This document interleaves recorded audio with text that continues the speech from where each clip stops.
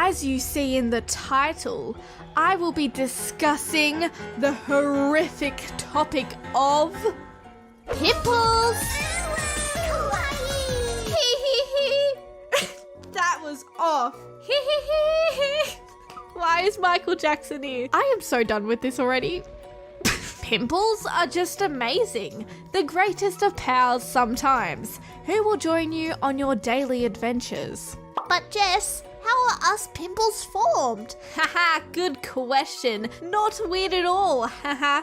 Let me tell you about your birth story. Forget I said that last bit. Pimples like to rock up when there's a combination of dead skin and oil buildup, which clogs the pores and hair follicles. As you know, our skin does not vibe with this. It causes redness, swelling, pain, and pus collection. Is anyone feeling sick already?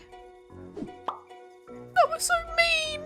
Pimples most commonly occur during puberty, but they can actually strike at any age. They can be found in areas other than the face too, including your back, neck, shoulders, and chest. Technically though, they can appear anywhere. There are also mild and severe types of pimples. Mild, blackheads and whiteheads. Severe, pupples, pustules, cysts, and noodles. How fascinating! Please tell me more fun facts about...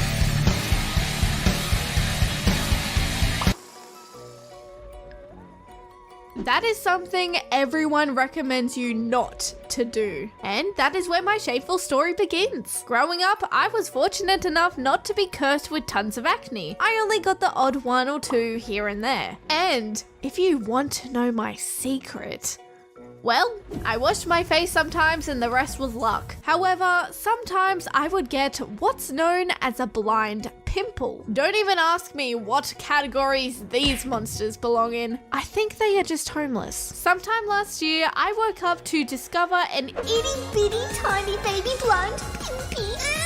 Sorry, I'll stop trying to cover up the filthiness with sarcastic cute editing. This bad boy was located right here, between my nose and mouth. This wasn't my first rodeo though, so I was smart about it. Yeehaw! Yeehaw! Yeehaw! I didn't touch it. Woo! Yeah! This thing was just chilling all day, and after my shower later that night, I thought I could say a head on it now. In other words, it looked poppable. I thought I was mistaken and this wasn't actually a blind pimple. A good rule of thumb is to not pop pimples in general. I mean, we all still do, but especially not blind pimples. You will regret it. I squeezed this thing with quite some force. Dumb choice. I thought I could get the stuff out of it. You don't have to do this, bro. When I stopped touching it, I could feel it pulsating. I can't deal with this. No, you stupid. This is why you don't follow your heart. Hey, come on. No, please. Oh my god. Now this is why they tell you to leave them alone. I still had hope though. Maybe I was just overreacting because I was in the moment. Maybe people wouldn't notice it as much as me. Okay, I gotta play it cool and everything will be fine. Hi guys. Hey Jess,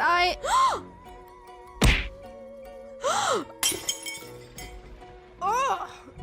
This had to be one of the dumbest mistakes I've ever made, especially when I knew what I was getting myself into. Sure, I expected my skin to be a little sore and likely have some redness, but I went above and beyond to give myself a poorly done home job lip injection. To make matters worse, I did this to myself the night before attending my first day doing a new course I enrolled into.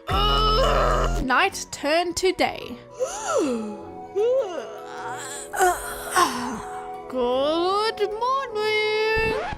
Oh no. This thing doubled in size overnight and looked absolutely ridiculous. This would easily be the most horrifying first impression for my teacher and classmates. Hello. I didn't want to miss my first day, so I made some calculated plans. And by that, I mean I completely panicked. I frantically Googled things like pimple face how to fix while pacing around my home. The results were routines which took days to see results, but there was one option I actually had time for. Yep.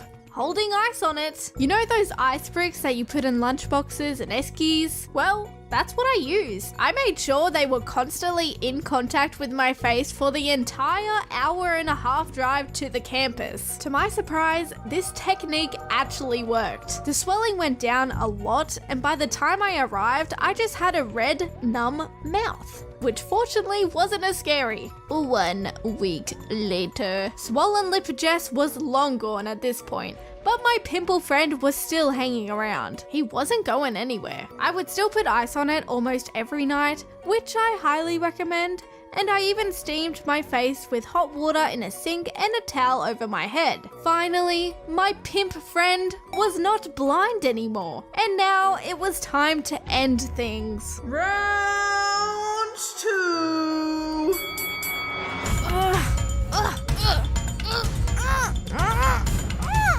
1 week later. Round 3. It was time for the big weapons, because just like the Australian military, going up against a bunch of emus, this was a war I wasn't winning. A little pin.